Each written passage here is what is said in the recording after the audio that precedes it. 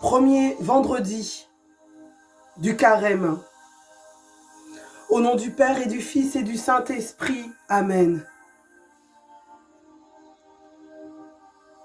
En ce temps-là, les disciples de Jean s'approchèrent de Jésus en disant : « Pourquoi alors que nous et les pharisiens, nous jeûnons, tes disciples ne jeûnent-ils pas ? » Jésus leur répondit : « Les invités de la noce pourraient-ils donc être en deuil pendant le temps où l'époux est avec eux ? Mais des jours viendront où l'époux leur sera enlevé. Alors, ils jeûneront. » Matthieu, chapitre 9, versets 14 à 15.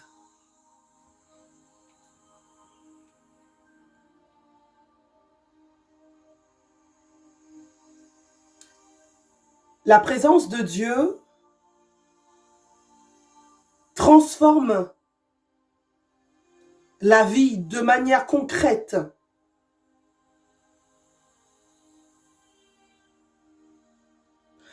Lorsque Dieu est là, quand nous avons conscience de la présence de Dieu, il faut se réjouir comme deux époux.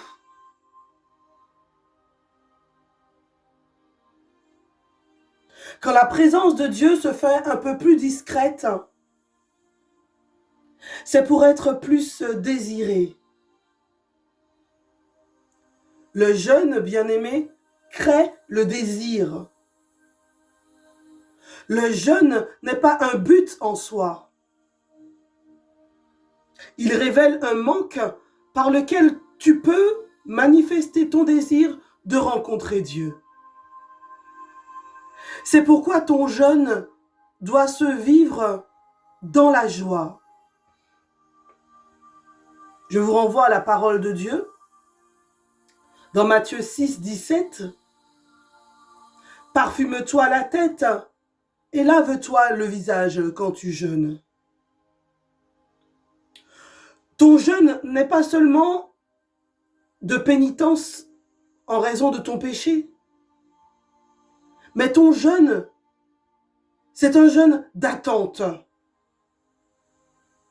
Un jeûne d'attente pour demander à Dieu d'hâter sa venue, qu'il puisse hâter sa venue. Même lorsque cela est difficile, mon frère, ma sœur, appelle Dieu, appelle le Dieu de Jésus-Christ doucement, avec confiance. Maranatha, viens Seigneur Jésus. Il est là quand tu l'appelles. Le Seigneur est là, il te regarde. Le Seigneur est là, il t'appelle. Le Seigneur est là, il t'attend. N'aie pas peur de la croix. N'aie pas peur de l'appeler. Prions ensemble ce matin et demandons au Seigneur sa bienveillance. Que sa bienveillance nous accompagne au cours de cette journée qui commence. Seigneur, que ta bienveillance nous accompagne aujourd'hui durant ce temps de pénitence, ce premier vendredi du Carême qui vient de commencer, afin que la discipline imposée à mon corps, imposée à nos corps, soit aussi pratiquée d'un cœur sincère. Mercredi, j'ai une de mes collaboratrices qui était vraiment dans un état d'impatience, de nervosité.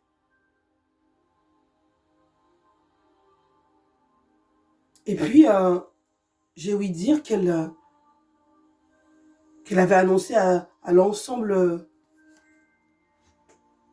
de ses collègues, ben, qu'elle avait décidé de pratiquer le jeûne, voilà. Elle avait cette attitude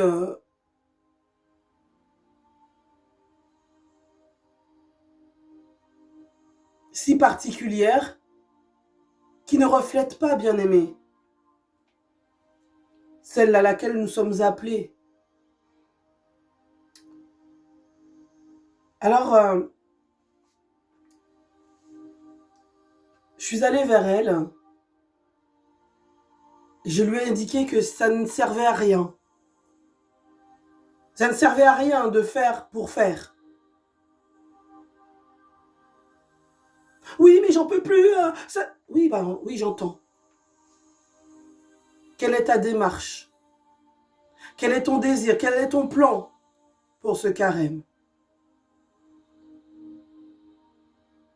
Quand tu jeûnes, parfume-toi la tête.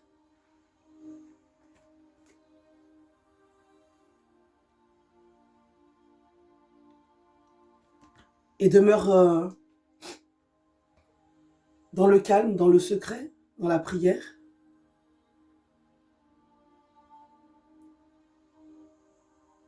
Le jeûne, bien-aimé, c'est une grâce à demander à Dieu.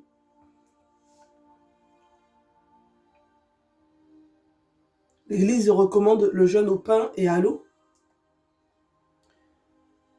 Si tu as des problèmes spécifiques de santé, ben, rapproche-toi de ton médecin, de ton infirmière et vois quelles sont les indications qui seront les tiennes.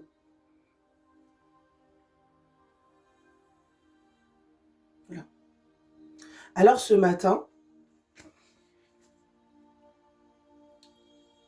3 actes dans lesquels nous allons nous engager chaque jour pour ce carême. Je les citerai chaque jour. La prière, la pénitence et l'aumône. Alors aujourd'hui, si vous le voulez bien, nous allons prier pour les couples qui ne se désirent plus et pour les prêtres, les pasteurs, dont le désir de l'Eucharistie et de la célébration et l'amour de l'Église se sont éteints ou abîmés.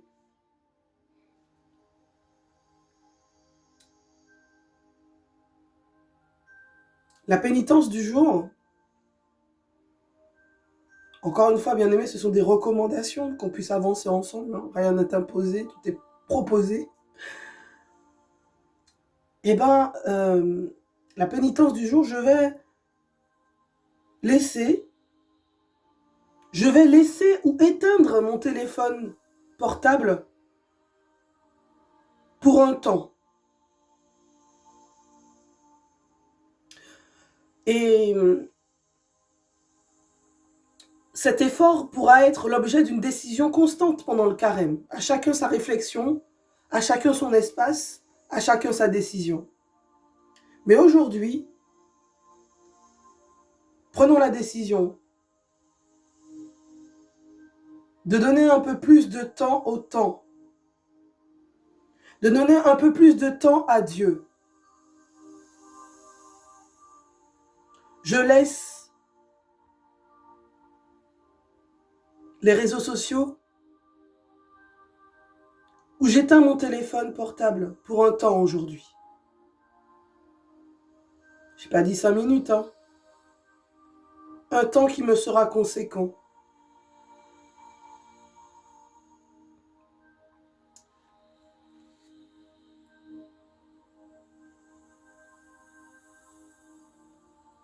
Alors,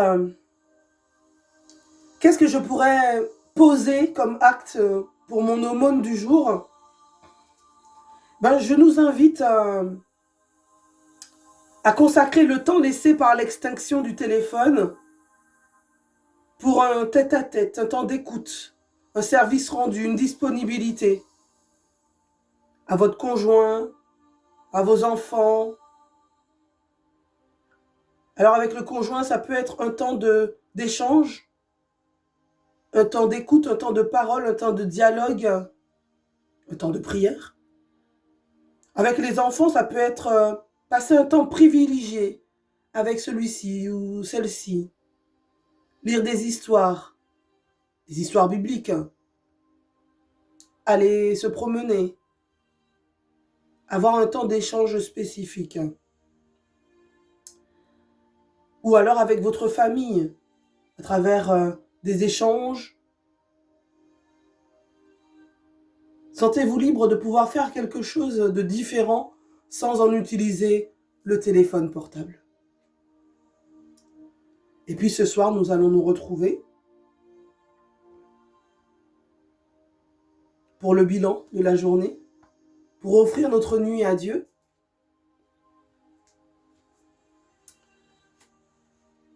Avant de conclure, bien-aimés, je l'ai dit aujourd'hui, vendredi, premier vendredi de Carême. J'aimerais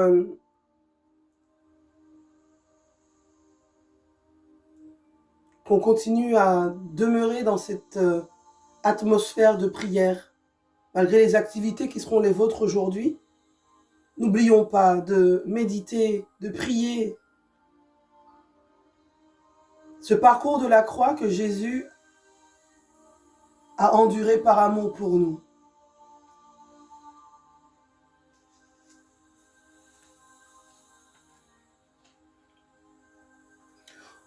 Au Golgotha,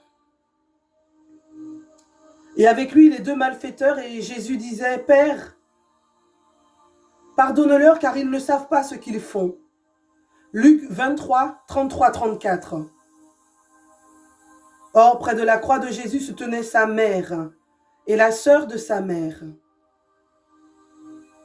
Jésus donc, voyant sa mère et se tenant près d'elle, le disciple qui l'aimait, dit à sa mère, « Femme, voici ton fils. » Puis il dit au disciple, « Voici ta mère. » À la 9e heure, jetant un grand cri, Jésus dit, « Père, entre tes mains, je remets mon esprit. » Ayant dit cela, il inclina la tête et expira. L'un des soldats de sa lance lui perça le côté et il sortit aussitôt du sang et de l'eau.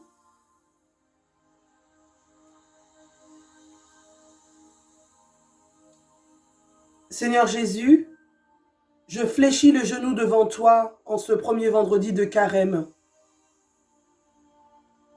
Et je veux te dire, Jésus, je t'aime. Jésus, je t'adore.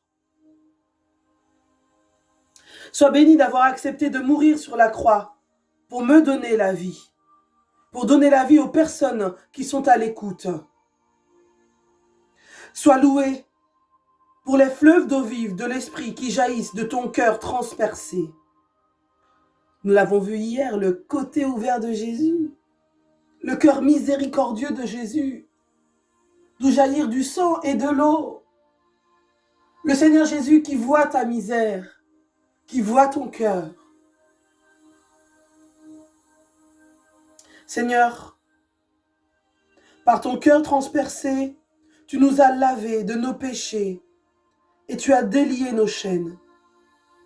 Je te remercie, Seigneur Jésus, de tout cœur.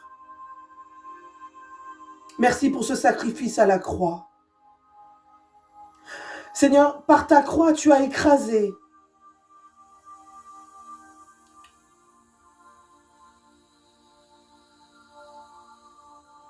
tu as brisé nos chaînes.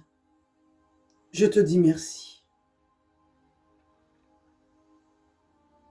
Tu nous as rachetés à grand prix, Jésus, au prix de la croix.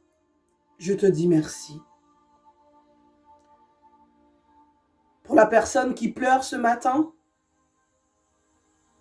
tu as accepté d'être l'objet de mépris, l'homme de douleur. Pour chacune et chacun d'entre nous, Seigneur, tu as accepté de porter nos souffrances. Isaïe 53, 3 à 4. Or, ce sont nos souffrances qu'il portait, nos douleurs dont il était chargé. Il a été écrasé à cause de nos fautes. Seigneur Jésus-Christ, Fils du Dieu vivant, aie pitié de nous pécheurs. Sois béni pour tes saintes blessures qui nous donnent la guérison. Sois béni pour tes saintes blessures qui nous donnent la libération. Sois béni pour tes saintes blessures qui nous donnent la délivrance. Au nom du Père et du Fils et du Saint-Esprit. Amen.